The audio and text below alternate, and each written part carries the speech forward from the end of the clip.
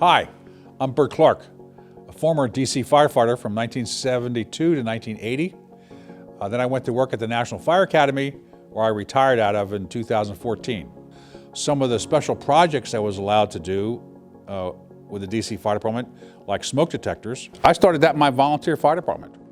I think 1974, because we had 7 fire fatalities in 1 month and 3 fires. And all those people were dead before we left the firehouse.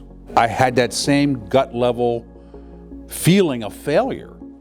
So at the time, smoke detectors were a new phenomenon. There was only one brand, Stratitol. They're about the size of a small coffee can. They cost 65 bucks. If you bought them in bulk, you could get them cheaper.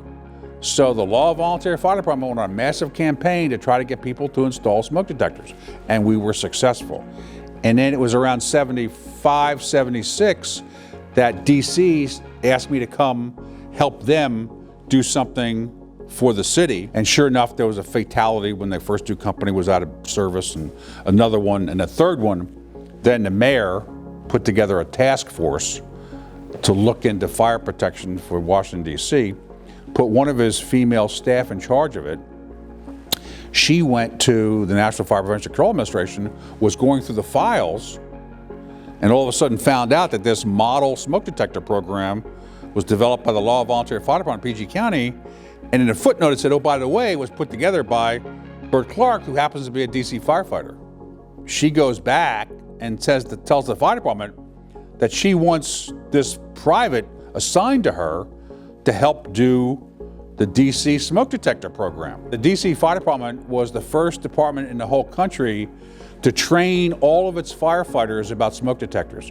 So we put together a training program, and there's actually somewhere in the bowels here someplace, a training manual on the DC Fire Department smoke detector stuff.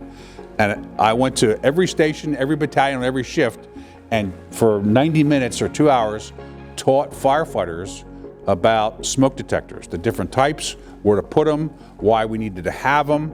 Chief Johnson and his leadership is what allowed the smoke detector program to take place in Washington, D.C. So D.C. was one of the first metropolitan fire departments to have a smoke detector ordinance passed. I lectured at the NFPA conference, and next thing you know, I'm detailed to the National Fire Academy from the District of Columbia to develop the National Fire Service Smoke Detector Training Program that was conducted across the country. We're hovering around 3,000 home fire deaths a year. When it happens, there's typically no working smoke detector in the home. It may have been disabled, batteries taken out, or something. And that's heartbreaking, because we know how to solve the problem if we get out there and do it. Why wasn't there a working smoke detector?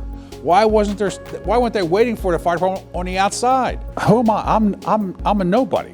But I think that goes back to having an idea or seeing something that is invisible to lots of folks, and just saying, hey, why don't we try this, or let's try this. Next thing you know, everybody's doing it.